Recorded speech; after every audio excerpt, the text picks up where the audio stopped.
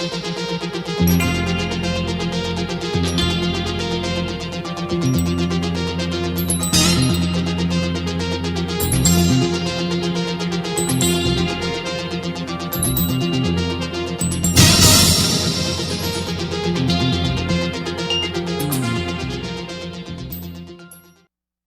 tarde, amigos e amigas do Observador Político, ouvintes da FM 93, telespectadores da nossa TV. Lembrando a turma, continua lá a promoção no Instagram da 93FM, que é @93 um show de rádio, sorteio de R$ 4.200 em prêmios. Vai lá no perfil no Instagram, dá uma lida nas regras, participe, é bem facinho participar. A gente já falou aqui há alguns dias, vem falando há alguns dias a respeito da mancha de óleo, da contaminação por petróleo que tem chegado a praias do Nordeste. Na madrugada, noite de ontem, madrugada de hoje, já 4 praias da capital baiana, Salvador, também atingidas. E chama a atenção principalmente o fato de não se saber de onde vem esse óleo. O governo brasileiro tem dito que o óleo não é brasileiro. Como é que ele sabe que não é brasileiro? Pegou-se lá as amostras, pegaram-se as amostras, levaram para o laboratório e tem características, substâncias ou etc, que não estão presentes no petróleo extraído no Brasil e que estão presentes no petróleo extraído também na Venezuela. Tanto é que as autoridades, e hoje o ministro do Meio Ambiente disse que pode ser da Venezuela. O presidente Jair Bolsonaro, que é mais afoito, já no começo da semana, já disse que devia ser coisa do governo venezuelano. Ele já sugeriu que era uma coisa criminosa. Ele disse que aquilo que provavelmente era um derramamento criminoso. As demais autoridades, a Petrobras, a própria Marinha Brasileira, é mais comedida. Diz que está investigando, mas que não tem como afirmar de onde vem o petróleo. O fato é que já se alastra por uma região maior, provavelmente vai passar do Nordeste, né? Dia após dia vai descendo mais, vai aumentando o número de estados afetados, mas me chama muito a atenção a incapacidade de se dizer de onde vem esse petróleo. Aqui no Rio Grande do Norte, eu só tinha dado notícia sobre Maracajaú, que falei sobre isso ontem, mas foram vários municípios aqui do estado, todos ali no litoral, onde é próximo à capital. Vou dizer aqui, os municípios que foram atingidos. Bahia Formosa, que tem algumas praias, Maxaranguape, a própria Natal, Tibau do Sul, Canguaretama. Tibau do Sul, para quem não sabe, é onde está a praia de Pipa. Pipa não é um município, é uma praia de Tibau do Sul. Nísia Floresta, que tem várias praias, Rio do Fogo, Ceará-Mirim. Talvez a pessoa nem saiba que Ceará-Mirim tem litoral, mas a praia de Jacumã, por exemplo, é lá. Touros, Rio do Fogo, Parnamirim, Nísia eu já disse, Canguaretama, Ceará-Mirim já disse, Touros já falei, Extremóis. Extremóis, para quem não sabe, as famosas dunas de Genipabu estão em Extremóis. Então, de Touros até o litoral com a Paraíba, várias praias atingidas. E como eu disse, é impressionante como não se sabe de onde vem esse petróleo. Mas é importante que seja feita alguma coisa, porque o impacto ambiental na questão das tartarugas, que César até falou aqui no começo da semana, mas de aves e todo o ecossistema marinho atingido por esse vazamento. Boa tarde, amigos e amigas da 93 FM, telespectadores da nossa TV. Segue o líder. Bom, eu quero começar o programa de hoje com uma informação importante, utilidade pública para os nossos ouvintes e telespectadores, que quando o assunto é água, todo mundo se interessa. E quando a gente fala em falta do produto, aí é que todo mundo fica ligado mesmo. Há um problema na adutora Jerônimo Rosado, que está neste momento com a vazão reduzida para Mossoró. É que ele apresentou o problema em uma de suas bombas, o que provocou a redução no abastecimento da cidade. Mossoró é abastecida por 18 poços e parte da cidade depende, claro, da água da adutora. Por esta razão, atenção, moradores do Alto de São Manuel, Centro, Paredões, Bom Jardim, parte do Santo Antônio, Santa Delmira, Redenção, Integração, Abolição 3, Sumaré e Bom Jesus, esses bairros aqui estão com redução no abastecimento. A previsão é que o sistema volte a funcionar hoje. Previsão, hoje, sexta-feira, dia 11. O posto 26, que abastece o Costa e Silva, Parque Universitário, Alto das Brisas, Ninho, Ecoville, Rincão, Ilha de Santa Luzia e Pintos, começou a funcionar ontem, dia 10. Houve um atraso no conserto do mesmo em razão de problemas operacionais. O posto 6, que abastece os bairros Nova Betânia, Aeroporto 1 e 2 de Quixabeirinha, estava ontem passando por manutenção, dia 10, com previsão também de voltar a funcionar hoje, sexta-feira. Então, esses bairros todos falados, com problemas, uns voltando aos poucos, outros ainda esperando que a água chegue para valer nos canos e nas caixas. Lembrando que após a religação, aqui é muito importante, após a religação dos poços, são necessárias 48 horas. São necessários 2 dias quando o poço é ligado para que o abastecimento seja normalizado, para você ficar ligado aí com relação ao problema que esteja faltando água aí em seu bairro, na sua rua e na sua casa. O nosso livro de hoje eu acabei de receber das mãos do parceiro aqui de bancada, César Santos, que nos trouxe aqui o livro desse cara show de bola, amigão, hein? Cláudio Arcanjo, foi isso. Supervisor, superintendente da Petrobras em Mossoró e região, é um baita de um escritor. Mulheres fantásticas. E você encontra aqui, para fazer uma apresentação rápida desse livro que César acabou de me entregar, nos vários capítulos que tem aqui, ele fala de diversas mulheres. Mulher sapo, mulher lua, mulher galinha. São várias as mulheres que Cláudia fala aqui e você vai conhecer todas elas, mas aqui está dito. Mulheres fantásticas por Cláudia Arcanjo. Você pode participar a partir de agora. Está aqui Mulher Galinha, Mulher Sapo, Mulher Eterna, Mulher Elétrica. Vamos nessa. Pode participar pelo nosso WhatsApp 988686150 e fazer a sua inscrição. Está valendo.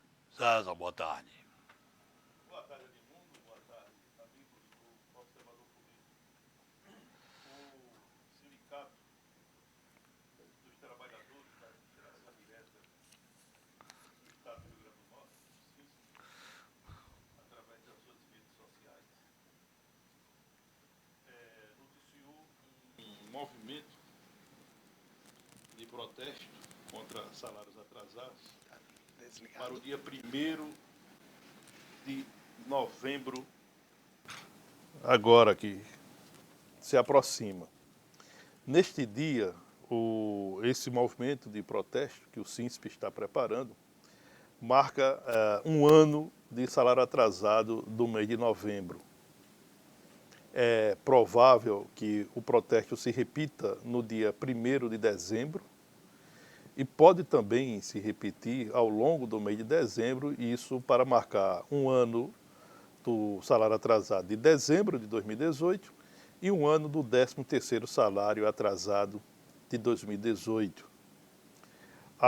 O governo Fátima Bezerra entrou no 10º mês sem cumprir esse compromisso com os servidores, compromisso que ela assumiu durante a campanha. Durante a campanha ela disse que no seu governo o servidor não receberia salário atrasado. Eu não sei se ela já estava prevendo que não pagaria o atrasado ou se estava dizendo que pagaria em dia. Pelo histórico, penso que o servidor foi que não entendeu direito. Ela disse que não pagaria salário atrasado. Realmente ela não está pagando salário atrasado. São 3 folhas que estão em aberto. E aí não há qualquer perspectiva. Agora não pagou nada do Nada. atrasado. E não há perspectiva de o servidor público receber essas 3 folhas.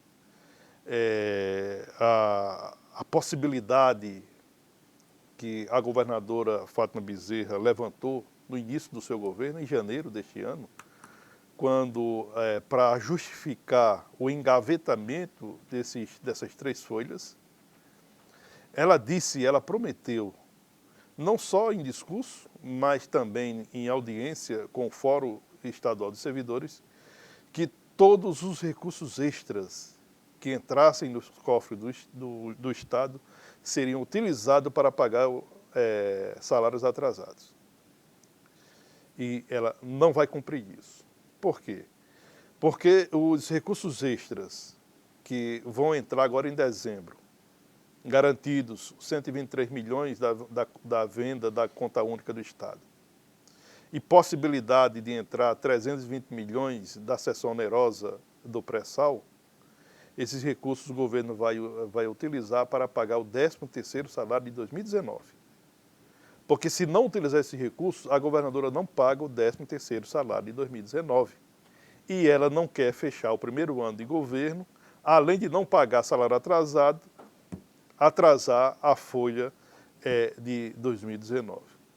Então é uma situação difícil, complicada, os servidores não têm razão para otimismo nessa reta final do ano, e é certo que os servidores vão entrar em 2021 com salários atrasados.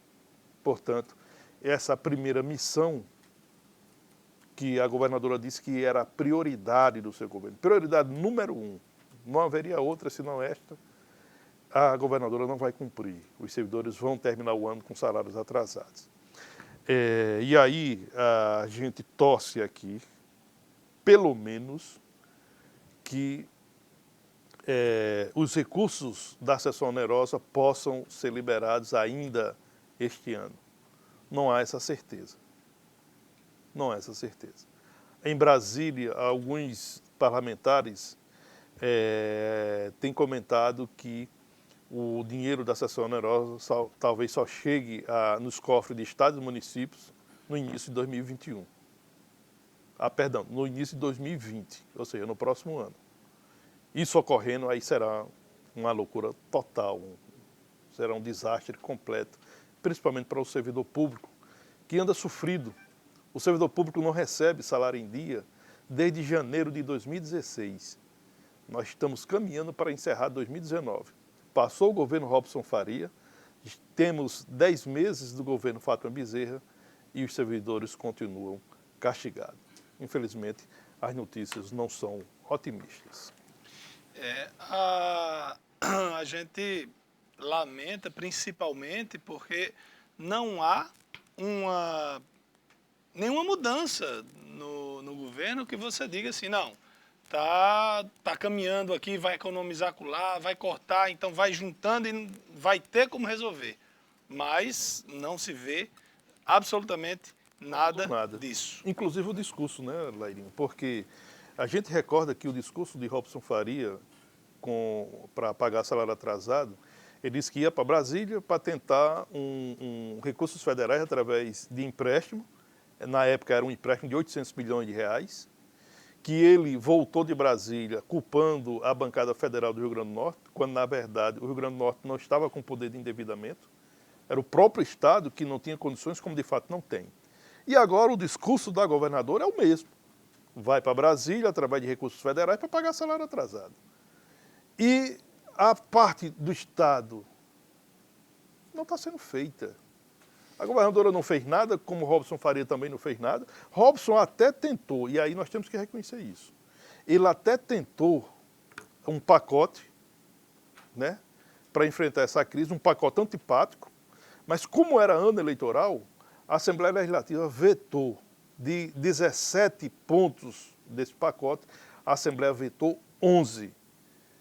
Tinha inclusive o aumento da alíquota da Previdência Estadual de 11 para 14%, de 11 para 14%, que seria na parte do trabalhador, e de 22% para 28% a parte do Estado, né? Isso aí para amenizar a questão da Previdência. A Assembleia simplesmente devolveu as mensagens e não aprovou. Aprovou alguns pontos. E o dinheiro novo que o governo fala em entrar? Primeiro era o leilão dos royalties. Não rendeu. Depois, a cessão onerosa, que falava-se em 800 milhões. Vem 340. Em 320. 320. 140 milhões. é o último corte. Exatamente. Então, em vez de pagar 2 folhas, não vai pagar nenhuma. A terceira fonte seria, e como de fato é, a venda da conta única, que renderia algo em torno de 280 milhões. Mas só que pagou cento e tanto de atraso. Devido à dívida com o Banco do Brasil, sobrou para o Estado uma cota de 123 milhões. A quarta fonte, que sequer é comentada, era a recompensa da Lei Candir, que o governo federal colocou dentro do Pacto Federativo. Esse Pacto Federativo desceu o telhado por conta da posição radical dos governadores do Nordeste de espinafrar a reforma da Previdência. E o Pacto Federativo vai sair.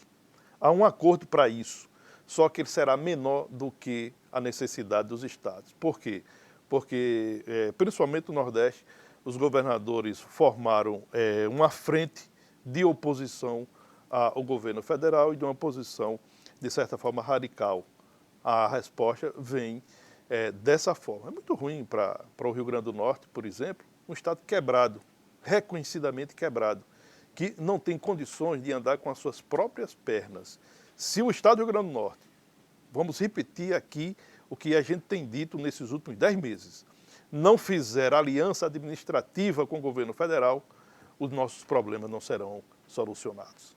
Olha, abraçando aqui a Luísa Roldão, um abraço com a gente.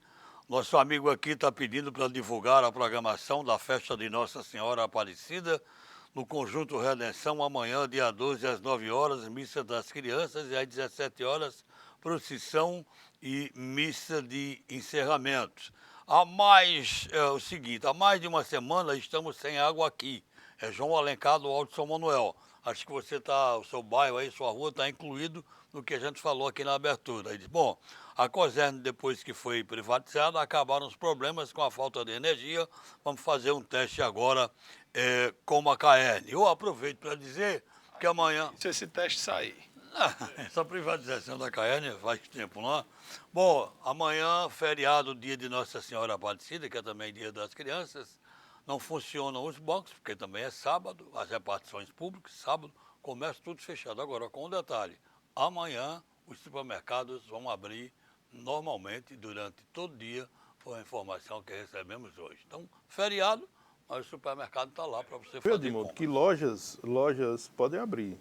Hã? Lojas podem abrir, não há esse impedimento. Dentro do acordo coletivo entre os sindicatos. O sindicato. A loja que quiser pode abrir. Pode abrir desde que cumpra os critérios determinados no acordo coletivo. Não há nenhum problema. E as lojas do shopping também vão abrir de forma normal, não tem alteração. Os supermercados abrem das 8 às 20 horas. Olha, recomposição a ser votada na Assembleia para servidores da Assembleia, TCE e TJ. É um valor abaixo de 4%. E a turma da oposição não comparece para votar, não tem quórum. Estão empurrando com a barriga. O aumento dos servidores não foi votado? Pois é. Bom, a Polícia Federal foi às ruas hoje em uma operação chamada Arremate.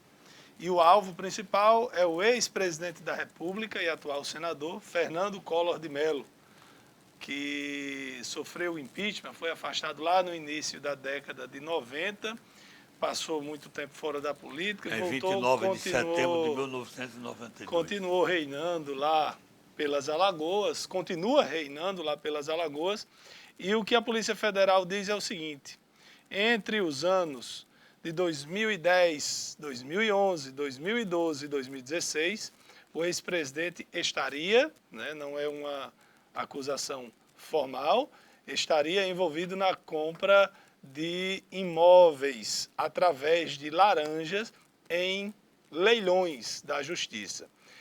Eu quero dizer que a gente ouve falar que isso não acontece só lá por Alagoas, não. Por aqui também, até em Mossoró.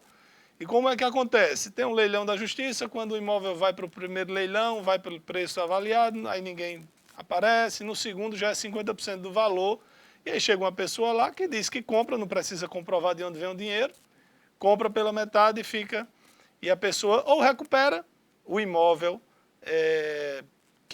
o seu próprio imóvel que está indo ao leilão, ou compra de outra pessoa e tal, mas os valores, se comparados à Lava Jato, são irrisórios. Chega a 6 milhões de reais, que a gente já viu de desvio na Petrobras. No caso de Fernando Collor de Mello, que está sendo investigado, ele pouco importa o valor do bem arrematado. Sim, já é tanta coisa, né? Ele pouco importa. Na realidade, essa é uma modalidade criminosa que se faz para ocultar recursos de origem ilícita. Ou seja, o senador Fernando Collor de Mello estaria usando leilões para ocultar recursos que ele recebeu ilicitamente. Vale lembrar aqui que ele é investigado pela Lava Jato por ter recebido recursos da Odebrecht, que ele nega. Se eu não me engano, da Lava Jato são 18 milhões. Sim, que ele nega. Então ele usou, segundo a investigação, segundo a Polícia Federal, o senador teria usado os leilões que são lícitos, né? Para quê? Para arrematar bens para exatamente, como se diz no ditado popular, esquentar o dinheiro, né? Ou lavar o dinheiro e esse dinheiro ficar lícito. Dinheiro que, segundo a Polícia Federal, ele conseguiu de forma ilícita. O presidente Jair Bolsonaro deu mais uma declaração que está tocando fogo no PSL. Ele já disse aqui que sugeriu que fosse feita uma devassa nas contas, uma auditoria nas contas do partido. Como ele só chegou ao partido em 2018, não vão poder dizer que ele tinha algo a ver com o que aconteceu antes. Então, a guerra entre Bolsonaro e alguns dirigentes do PSL provavelmente ainda vai dar o que falar. E por que ele simplesmente não sai do PSL? Não, para ele, talvez seja simples. Ele não corre risco de ter mandato cassado porque cargo majoritário não está sujeito à fidelidade partidária. Mas e os deputados que o seguem? Vão para onde? Pela lei que foi alterada lá atrás para evitar a conquista de novos parlamentares, o fundo partidário é dividido de acordo com a bancada que foi eleita na eleição anterior e não pela bancada que há no partido naquele ano.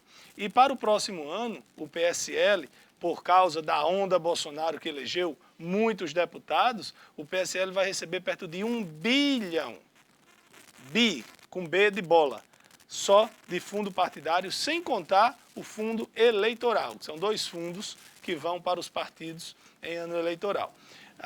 Por exemplo, Alexandre Frota foi eleito lá na onda Bolsonaro. Ele brigou com o Bolsonaro, foi para o PSDB. O fundo partidário relativo à vaga dele lá na Câmara vai para o PSDB? Não, PSL. Então, há muito mais do que possa imaginar a nossa van. Quando não existe gratidão em política, e não existe mesmo, né? Aí a gente vê, o PSL era para colocar tapete, eu não diria vermelho que o presidente não gosta, né? Mas tapete verde para o presidente desfilar. Esse fundo partidário de R$1 bilhão deve-se à onda do Jair Bolsonaro. O ator, que agora é o Alexandre Frota, ele se elegeu com o voto dos eleitores de Bolsonaro. Ele não tinha nenhuma ele não tinha nenhum perfil, nenhum trabalho, nenhuma articulação política, não tinha absolutamente nada que justificasse a sua eleição para deputado federal. Já brigou, certamente teve interesses pessoais não atendidos, e aí partiu para uma outra. Ele agora é tucano, né? Ele aterrissou no ninho tucano com um discurso bem interessante. Bom, o fato é que o presidente Jair Bolsonaro, ao meu ver, ele pouco se importa com uma articulação política. Eu acho que ele poderia zelar mais. E quando diz zelar mais pela articulação política, não é se ajoelhar ou se render a interesses escusos. É fazer política mesmo, que também isso faz parte do governo. O governo tem que se articular bem no Congresso Nacional. É preciso fazer isso. E o presidente Jair Bolsonaro não tem tido a habilidade necessária para isso. No caso do PSL, por exemplo, se não houver alguém, um bombeiro, para apagar essas labaredas que, no momento, queima a relação entre o PSL e o presidente da República, certamente o Centrão poderá sair ganhando nessa questão. Por quê? Porque há um movimento nos bastidores do Congresso Nacional para uma defecção dentro do PSL, que esses parlamentares possam desaguar em partidos do Centrão e assim se fortalecer dentro da Casa Congressual para fazer frente à presidência da República. Na rua Haroldo Gugel, Lagoa do Mato, no cruzamento com a Rio Branco, o Ariosmar Bezerra pede o seguinte, que está cheio, tem muito lixo lá, próximo ao Colégio Hermógenes, pedindo à prefeitura para fazer uma limpeza e, se possível, também ver a possibilidade de se fazer no local uma praça para que não se junte tanto lixo. Embora, amigo, não se resolva, porque tem muita gente que bota lixo na praça. E ainda aqui, Alisson Queiroz, os moradores de algumas ruas da Abolição 4 há dias sem água. Hoje nem para o banho tem. Ontem foi dia d'água, veio bem fraquinha, nem subiu. Quem tinha motor se aproveitou, quem não tinha ficou na pior. Há mais de 10 dias que está assim. Tomara que você se inclua nesse problema que houve e que possa, de hoje para amanhã, também aí na sua rua, no Abolição 4, Alisson Queiroz, a situação esteja também sendo resolvida. Neném, Dona Isabel, do bairro Aeroporto, Antônio Hermínio, todos ligados aqui com o programa Observador Político. Olha, o município de Pedro Velho, que fica distante 78 quilômetros de Natal, capital do Rio Grande do Norte, está de luto pelo falecimento da prefeita Patrícia Peixoto Tagino, ocorrido na madrugada de hoje, no Hospital do Coração, em Natal. Aos 59 anos, Patrícia enfrentava complicações renais e cardíacas. Patrícia Tagino estava no 3º ano do seu primeiro mandato. Ela era filiada ao MDB, partido pelo qual foi eleita nas eleições de 2016, recebendo 5.531 votos, ou 58,52% dos votos válidos. Naquela campanha, Patrícia derrotou o adversário Tio Zé, do PSD, que teve 3.920 votos, ou 41,48% dos votos válidos. Antes de se eleger prefeita, Patrícia havia cumprido o mandato de vice-prefeita no município que fica localizado no Agreste, Potiguar. Ela tem origem na tradicional família política local, né, no caso a família Tagino, e os seus pais, o Gilberto e Lilita Tagino, já foram prefeitos daquela cidade. A prefeitura de Pedro Velho passa agora a ser administrada pela vice-prefeita e agora titular do cargo, Degerlane Macedo, que é do PSDB. Ela vai assumir a prefeitura para um mandato tampão de 14 meses. O velório da prefeita Patrícia Tagino acontece na sua terra natal. A primeira feijoada do CPF, feijoada beneficente, na rua João Simão do Nascimento, no Santa Delmira, dia 20 do 10, valor 10 horas, às 11 horas da manhã, em favor do Centro de Estudos e Pesquisas Espíritas. Ok. Bom, registrar aqui o falecimento de José Costa de Oliveira, que é o pai de Leda Costa, nossa companheira aqui de nossa TV, que apresenta também um programa aqui juntamente conosco. O amigo Mota Neto manda aqui uma mensagem pelo WhatsApp, dizendo que a turma está querendo saber se Eduardo Bolsonaro vai ou não ser embaixador nos Estados Unidos. Nós falamos ontem aqui, Mota, uma notícia dada pelo jornalista Lauro Jardim, do jornal O Globo, de que Eduardo Bolsonaro estava desesperançoso, pois já fazia 3 meses que seu nome havia sido colocado na mesa e até hoje ele não tinha os votos necessários para a aprovação no Senado e que, mais recentemente, ele estava muito desgostoso. Particularmente, eu, por tudo que eu já li, já fiz, entendo um pouquinho de nada de política, eu acho que Bolsonaro não deveria nem ter encampado isso. É um desgaste desnecessário, é um campo de batalha desnecessário, mas, como o próprio presidente disse, que se pudesse dar filé aos filhos, iria dar, e está tentando dar esse filé. Mas não está fácil. Hoje, pelo que todos os jornais, jornalistas, inclusive o próprio governo diz, não há os votos necessários no Senado para a aprovação do nome de Eduardo Bolsonaro para ser embaixador brasileiro nos Estados Unidos. Olha, está se perguntando aqui em relação a esse desastre ambiental, né? O óleo derramado aí, não se viu até agora manifestações da ONU, do presidente francês, e nem dos governadores do Nordeste, é o que Vladimir está perguntando. No governo francês vai ser difícil, viu, Vladimir? Da ONU, quem sabe, os governadores nordestinos também devem falar alguma coisa. Uma coisa, vocês dois aqui estão pensando em fazer alguma viagem assim para o exterior? Não. Dar uma passeada, comprar em dólar, então não? A minha viagem mais longa é para São Bento do Bufete. Porque tem uma notícia minha terra boa. natal. Tem uma notícia boa para quem está com condições aí de ir ao exterior, quem quer fazer compras. O limite, o presidente publicou, né, hoje na sua rede social, no Twitter, que a pedido dele, o ministro Paulo Guedes prepara um decreto para ser publicado nos próximos dias, para que as compras nos free shops passem de $500 para $1.000. Hoje, quando você viaja para o exterior, que volta, que chega no free shop, você pode comprar produtos zero de imposto.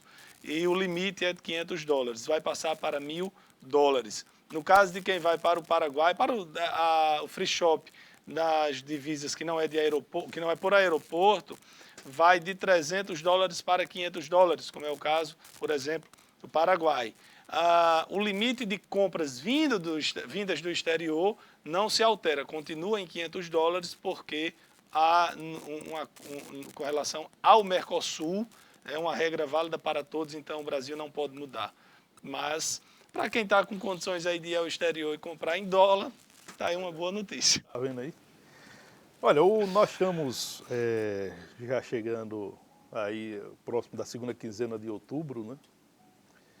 E se aproximando do ano eleitoral, as movimentações, as mobilizações parecem bem já aceleradas em municípios da região do Alto Oeste. Eu trago aqui, por exemplo, o município de Almino Afonso, que fica na região do Médio Alto Oeste.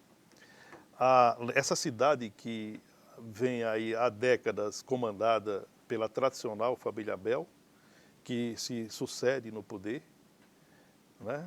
É um tio, depois é um sobrinho, depois é um tio, depois é um sobrinho, depois é um tio, e sempre dentro de um sistema político orquestrado e liderado pelo deputado estadual, Dr. Bernardo Amorim. Só que no próximo ano vai ter disputa que, ao meu ver, vai ser uma disputa bem acirrada. Por quê?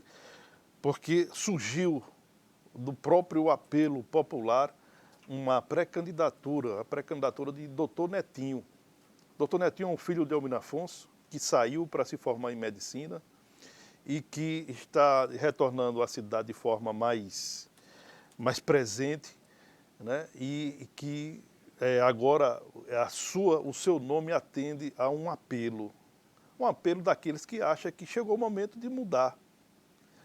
Albino Afonso é uma das poucas cidades da região oeste que ainda prevalece aquela questão do curral eleitoral, aquela questão do cacique político, né? Esse sistema já caiu em outras cidades, como Porto Alegre, como Rodolfo Fernandes, Francisco Dantas, o Encanto, né? São Francisco do Oeste, etc. Mas prevalece em Albino Afonso. A possibilidade, né, ou não, a pré-candidatura do Dr. Netinho muito provavelmente pode quebrar esse processo. Vale salientar aqui que a família Abel ela ficou dividida nos últimos meses. Por quê? Porque o prefeito Valdênio Amorim, que é irmão do deputado Bernardo, tem um direito natural à reeleição. Mas Bernardo entendeu que não, que quem tem que ser candidato é uma filha dele, Jéssica Amorim. E aí quem tomou essas dores e foi para frente desse processo foi a primeira-dama daquele município, Maninha, que é casada com o prefeito Valdênio Amorim. E Maninha desafiou o deputado Bernardo, afirmando que o esposo dela será candidato e que é um direito natural que eles não abrem mão. Devido a esse confronto, Maninha foi à Câmara Municipal e denunciou que o deputado Bernardo Amorim falsificou o documento para tirar recursos da maternidade daquela cidade. Parte da população entende que a briga da tradicional família Abel é pelo controle da maternidade da cidade. Uma espécie de galinha dos ovos de ouro. Essa cidade chegou a ter, em algum momento, mais de R$100 mil por mês de AIHs. Um processo que não se vê em outras cidades ou regiões do Rio Grande do Norte. Portanto, há essa divisão na família Abel, as vísceras de uma crise profunda foram postas de público, daí surgiu esse apelo popular em torno do nome do Dr. Netinho, que será o candidato da oposição para enfrentar o prefeito Valdênio Amorim. Bom, o comportamento do governo brasileiro diante do presidente americano é de total e completa e irrestrita submissão. É uma coisa humilhante até. E aí, uma das coisas que foi muito comemorada pelos apoiadores de Bolsonaro foi quando Donald Trump disse que apoiaria o pleito brasileiro para fazer parte da OCDE, que é a Organização para a Cooperação e Desenvolvimento Econômico. Porém, o governo americano enviou um documento para o secretário-geral da OCDE, em inglês OECD, que diz o seguinte, eu vou fazer uma tradução livre aqui porque o texto está em inglês, mas diz, olha, presidente Trump, senhor secretário-geral, eu e o presidente Donald Trump recebemos em julho cartas da OECD sobre o aumento do número de integrantes do OECD. Eu lamento que a posição dos Estados Unidos não tenha sido recebida de forma óbvia. Nós propusemos convidar apenas Argentina e Romênia. Os Estados Unidos continuam a aumentar com qualidade. Chega agora que eu estou com dificuldade de traduzir o resto. The press é que tem que ter paciência, precisa estudar bem antes as reformas do governo para aumentar o número, né? O fato é que o presidente Trump hoje disse que era fake news o fato de não apoiar o Brasil. Mas está muito claro aqui. Nós propomos convidar apenas Argentina e Romênia. Na opinião do ex-embaixador brasileiro, Rubens Barbosa, que foi embaixador brasileiro em Washington, ele diz que, no final das contas, os Estados Unidos são contra o aumento do número de países membros. Por isso colocou a Argentina nessa carta, porque a Argentina está em crise, não tem condições de fazer parte nem nada. Que se apoiasse o Brasil, já teria colocado na carta. Isso não quer dizer que no futuro não possam colocar, mas agora não apoiam. Então, mais uma humilhação aí para o Brasil. Vamos fazer nosso intervalo e daqui a pouco a gente volta com o Observador Político.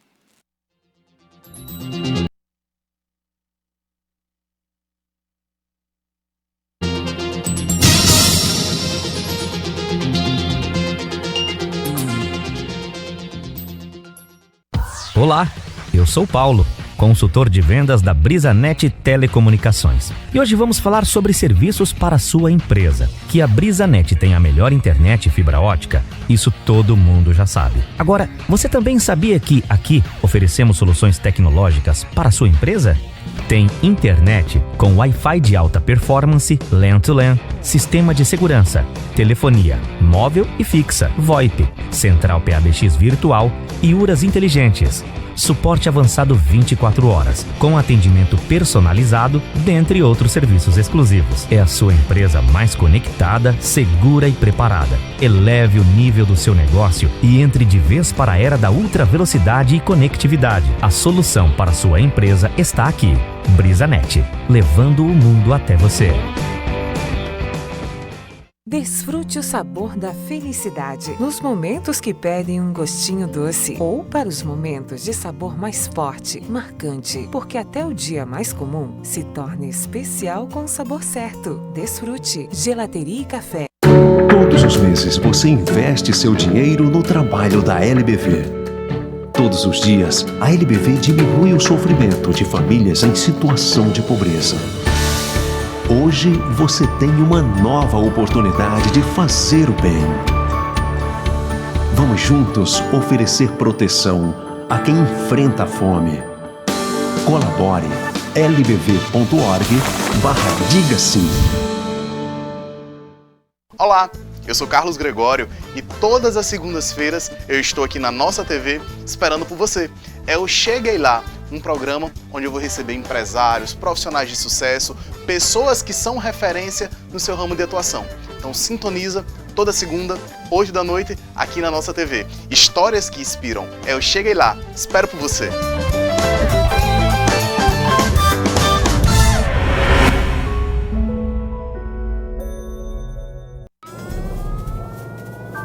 Há mais de 40 anos, um grupo de médicos criou uma organização de emergência médico-humanitária capaz de oferecer ajuda às pessoas em meio a desastres naturais, epidemias ou guerras, atendendo os mais necessitados sem se importar com raça, religião ou ideologia. Hoje, Médicos Sem Fronteiras envia equipes totalmente preparadas para responder a emergências por todo o mundo. Nossos profissionais são financiados por pessoas como você e eu. Conheça-nos, participe, apoie, porque juntos chegamos mais longe.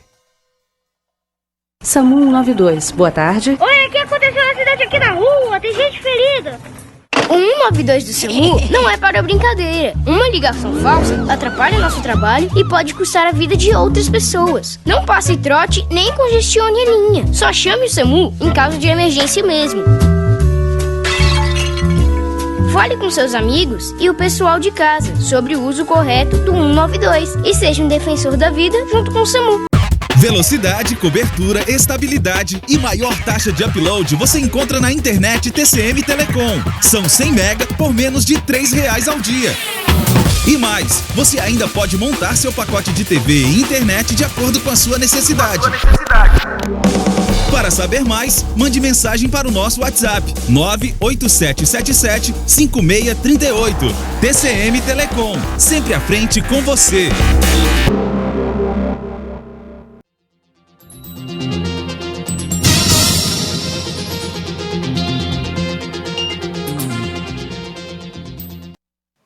Estamos de volta com o segundo bloco do Observador Político, pela 93 FM, pela nossa TV.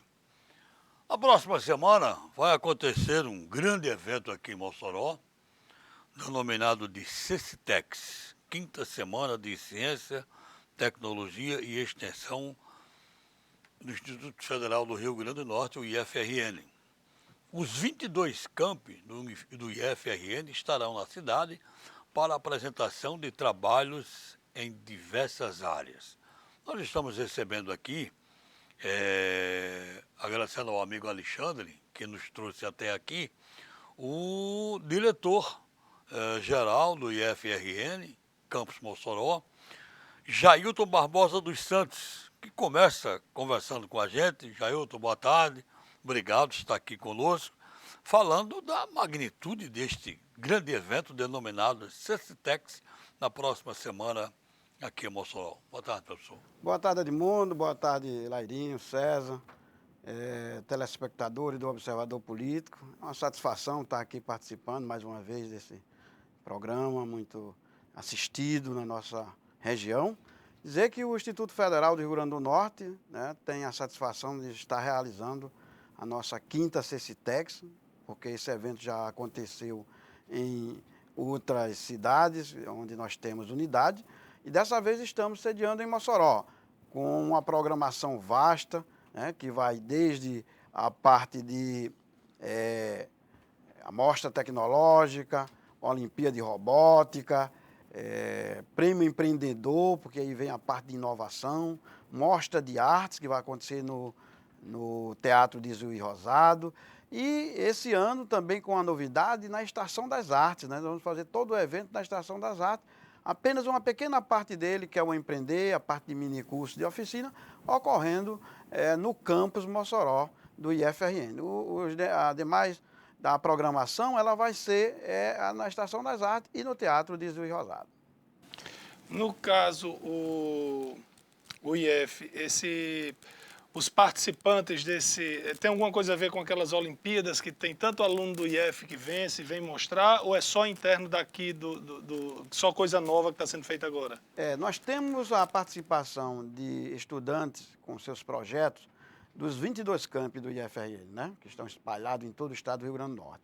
Então, a parte maciça é interna, mas resultado daquelas Olimpíadas, com certeza, serão também objeto de apresentação nesse evento, porque os alunos terminam desenvolvendo projetos que aí traz para a nossa CECITEX, através do Congresso de Iniciação Científica, com a apresentação de banner, defesas orais, né, também faz parte desse evento. Quantos projetos serão apresentados durante o evento, durante a semana? Olha, César, nós temos aí uma quantitativa muito grande. Em torno de participantes, são mais de 2.000 alunos, só alunos do Instituto Federal, né, que estão se deslocando para Mossoró. Isso é bom porque termina aqui impulsionando a economia, né? Eles vão ficar em pousadas, em hotéis, custeados com recursos do Instituto Federal, né, do seu orçamento, mesmo que um orçamento enxuto, né? 2019 tivemos, inclusive, situação de bloqueio, mas que voltou agora uma parte desse bloqueio e vai permitir aí a gente fazer um grande evento em Mossoró.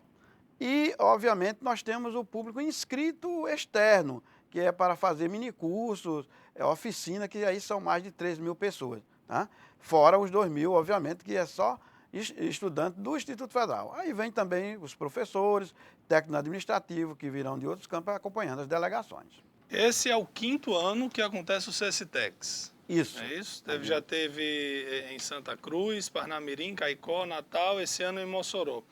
Existe algum pré-requisito da cidade, porque tem 22 campos no Rio Grande do Norte. Todas as cidades têm condições de receber esse evento? Tem alguma possibilidade de Mossoró receber novamente antes de passar por todos os 22? Isso, Lairinho. Algumas cidades onde nós temos unidade não têm a estrutura, né, hoteleira para hospedar tanta gente, né? Então, por isso, um dos critérios é exatamente aquela cidade ter condição de hospedar as delegações, né? E aí, por isso, já aconteceu aí em Santa Cruz, né, Parnamirim, Caicó, Natal Central, né, lá em Natal. Caicó teve um dado interessante que foi na ilha, também foi fora do campus, foi no centro de convenções de lá. E aqui nós estamos fazendo exatamente na Estação das Artes para interagir mais com a sociedade e também para comportar grande quantidade de eventos, porque são vários eventos dentro de um só, né, nesse momento. Mas, obviamente, que há possibilidade de acontecer novamente em Mossoró, face a essas situações de alguns campos que algumas cidades não têm a estrutura hoteleira, né, de infraestrutura para hospedar tanta gente. Doutor, como são 22 campos, além da, lógico, a área especificamente do evento, educação, aquece a economia da cidade, né? Com certeza, hospedagem, alimentação, não é isso? Com certeza, Edmundo. Cada aluno vai receber um recurso per capita, né, para pagar a sua hospedagem e alimentação. Então, nós já passamos as relações de pousadas e hotéis para essas delegações, os restaurantes. Certamente movimenta, né, essa economia. Nós já tivemos reuniões com o CDL, já tivemos reunião com a Câmara Municipal, né? E a gente aproveita também para agradecer aí a excelentíssima prefeita por ter cedido o espaço, né, vendo também a importância da interação do Instituto Federal com as demais escolas municipais e estaduais, né, e as outras universidades também que são parceiras, né, e fazem parte desse evento junto conosco. Olha, Mossoró tem vários exemplos de projetos de sucesso, né, colocados em prática, né? Tem um projeto bem interessante que eu acho que é no setor de delivery, que é bem interessante. Esse evento, ele vai abrir oportunidade para a apresentação desses cases de sucesso? Sim. Nós temos a mostra tecnológica, que são projetos pilotos desenvolvidos nos campos de todo o IFRN. E temos também o Prêmio Empreendedor, que é essa parte do empreendedorismo, de incubadoras, que vai acontecer naquele auditório da Estação das Artes Eliseu Ventania, né? Esse Prêmio Empreendedor exatamente agrega a incubadora do Campus Mossoró, que é modelo CERN 1, né? Poucas no Brasil são CERN, né? Esse modelo. A de Natal é CERN 2, né? Também estará presente, e outras incubadoras também, da UFESA, da UERN, estarão junto conosco, e várias empresas apresentando essa parte do empreendedorismo e da inovação. Você falou aí que por exemplo, a hospedagem do pessoal é bancada pelo orçamento do IF, e a gente tem visto muito, né? As universidades, de um modo geral, o IF, os institutos federais, a UERN, por exemplo, vai ter, salvo engano, se continuar como está, mais de 20 milhões, ou foi até agora, César, 20 milhões contingenciados? 22 milhões e meio de reais. A UFESA também teve alguns milhões contingenciados pelo governo federal, a UFRN. No caso do IF, como é que vocês estão fazendo para se virar com isso? Isso, Laine. Nós tivemos, no mês de abril, maio, né, um bloqueio de recursos da ordem de 30% do orçamento, ou seja, cerca de 27 milhões, né, do orçamento geral do IFRN. Então, nós tínhamos uma programação do evento muito maior do que esse, né? Havia uma perspectiva de trazer muito mais pessoas dos outros campi, né? Muito mais alunos e tal. E a gente também teve que ajustar alguns eventos que nós tínhamos durante o ano, o Instituto Federal como um todo, como jogos intercamp dos alunos, participação nos jogos nacionais. Nós tivemos que fazer um ajustamento, uma adequação, para que os recursos fossem dirigidos para esse evento, porque entendíamos que esse evento era um evento que a gente não podia deixar de fazer, deixar de executar, face aos projetos que são desenvolvidos, porque o Instituto Federal hoje não é só ensino, né? Nós saímos de escola técnica, passamos para o Instituto Federal, né? E, obviamente, hoje é ensino, pesquisa e extensão, né, associados. Então, a gente precisava dar essa resposta para a sociedade. E aí fomos fazendo enxugamento, a ponto de que recebemos agora um recurso de devolução desse bloqueio na ordem de 50%, né, dos 30% que foram tirados, ou seja, 15% voltou, né, e a gente está ajustando, obviamente. Agora, não estamos na situação, obviamente, ideal que a gente vinha crescendo a cada ano com os recursos orçamentários do governo federal. Professor, saindo um pouquinho do evento, me permita, diante dos cortes em várias áreas na educação desse país como um todo, as universidades, como é que está a questão do investimento na área científica? Pois é, o Instituto Federal nós tivemos que, enxugar na parte também de desenvolvimento de projetos de pesquisa, de bolsas, tá certo? A gente teve que diminuir. Não as bolsas de iniciação científica, porque essa é destinada ao estudante. Essa a gente conseguiu realmente manter os recursos. Mas bolsas, por exemplo, de pesquisadores, nós tivemos que fazer um ajuste, porque nós tivemos 30% do recurso contingenciado, né? Então, o que a gente percebe é que realmente a gente está vivendo um momento, esperamos isso cotidianamente, que o governo repense os investimentos para órgãos de fomento como o CAPES, como o CNPq, né? E para as próprias instituições, porque existe projeto desenvolvido pelas próprias universidades, né? Mas certamente estamos vivendo um momento, vamos dizer assim, de contingenciamento, e que se a gente não tiver cuidado, pesquisas que são muito importantes para a sociedade brasileira poderão deixar de acontecer, né? Esse é o perigo maior. Exatamente. O cidadão colocou aqui, nós estamos vivendo um momento navalha na carne. Acho que é isso mesmo, né? E o planejamento, você falou do evento, tá, mas o planejamento para os anos seguintes, do IF, no caso o IF Mossoró, existe algum risco real de perda de oferta de vagas para a população daqui? Em termos de vaga, não. Nós temos um planejamento de manter exatamente essa quantidade de vagas que estão sendo ofertadas. Agora, obviamente que o funcionamento da instituição, ela tem que ser ajustado, né? O funcionamento tem que ser ajustado, pois a gente pode ver as discussões que estamos acontecendo em termos orçamentários, que o reitor tem participado em Brasília, é que, pelo menos o Ministério tem dito que nós vamos trabalhar com o mesmo orçamento de 2019 para 2020, tá? Dá para manter, né, a questão das vagas, como você muito bem falou. Mas em termos de aula de campo, nós temos que reduzir. Capacitação de professores, nós temos que reduzir. Ou seja, você vai ter que fazer uns ajustes para que você não prejudique diretamente a população, porque nós já temos um quantitativo de vaga, né, já planejado para o ano vindouro. Olha, qualquer corte em educação é inadmissível, né? Você falou em aula de campo, por exemplo, né, que vai ter que reduzir. Imagine os estudantes da UERN que tem que tirar do bolso para fazer aula de campo, porque a governadora Fátima Bezerra, que é professora, reduziu em orçamento liquidado até agosto 22 milhões e meio de reais. A governadora Fátima Bezerra cortou 100% de investimento da UERN. A governadora Fátima Bezerra reduziu de 1.800.000 para 1.500.000 mês o custeio da UERN.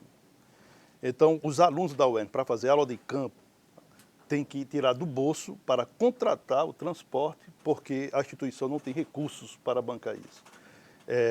Diante disso, a gente vê com muita preocupação o contingenciamento do governo federal, que atingiu as universidades federais, as escolas técnicas, o contingenciamento feito no governo do Estado, né, que atingiu de morte o bom funcionamento da UERN. E diante desse cenário, como é que o senhor espera os momentos próximos do ensino público nesse país? Nós estamos muito cautelosos, né? Principalmente desse planejamento que nós estamos fazendo. Planejamento muito racional, pensando exatamente em atender a população. Um evento, por exemplo, desse que nós estamos fazendo agora da CECITEX, no sentido exatamente de interagir com a sociedade, apresentar para a sociedade, né, para a classe política, para a sociedade civil de maneira geral, o que os institutos federais promovem, né? Então, concordo plenamente com você quando diz assim, que o investimento em educação, ele é essencial, né? Nenhum país do mundo, né, deu salto para o desenvolvimento sem investimento maciço na sua educação. Então, é importante, e a gente está trazendo isso para essa semana, de 16 a 18, tá certo? Aqui em Mossoró, né, na Estação das Artes, no teatro, e a gente convida já toda a população moçoroense, a classe política, as outras instituições, para mostrar que educação é essencial, né? E que se você não fizer esse dever de casa agora, mais na frente, nós vamos ser cobrados, né? A sociedade, essa conta virá, tá certo, no futuro. Certeza. Professor, obrigado. Se tiver alguma coisa que a gente não tenha perguntado, se eu queira colocar rapidinho, nosso tempo já estourou, mas... Eu que agradeço, Lairinho. Muito boa entrevista, né, com o professor Jailton. E dizer que estamos à disposição, tá certo? O Instituto Federal. Vamos interagir com a sociedade, vamos apresentar e a gente aproveita para convidar toda a sociedade moçoroense, a região de maneira geral, para se fazer presente de 16 a 18 na nossa Semana de Ciência, Tecnologia e Extensão, CECITEX, na Estação das Artes, Teatro Municipal e no Campus Mossoró. Muito obrigado. Vamos sortear Mulheres Fantásticas, o nosso livro de hoje, Lairinho, do professor Cláudio Arcanjo. Já ganhamos aqui do Alexandre Lopes um belo livro. José Adalto Filho. Já ganhou várias vezes já do Adalto, se você não for pegar hoje à tarde, amanhã é feriado, só segunda-feira, ok? É feriado. Já temos aqui do Alexandre um belo livro, Gerenciamento da Rotina do Trabalho. Vai para a próxima semana. Boa tarde, bom fim de semana, bom feriado, feliz Dia das Crianças e um abraço a todos, Nossa Senhora Aparecida, que nos protege. E vamos encerrar a semana continuando com a nossa homenagem, nossa singela homenagem à Irmã Dulce, a primeira santa mulher nascida no Brasil, que será canonizada agora domingo, dia 13 de outubro, pelo Papa Francisco. Habitue-se a ouvir a voz do seu coração. É através dele que Deus fala conosco e nos dá a força que necessitamos para seguirmos em frente. Uma boa tarde a todos, bom feriado e até segunda-feira. Obrigado a todos pela audiência, tenham todos uma boa tarde. Eu vou ali em Natal dar um cheiro nas minhas duas criancinhas e, se Deus quiser, segunda-feira estaremos de volta aqui com o Observador Político. Bom Dia das Crianças para todos. Valeu!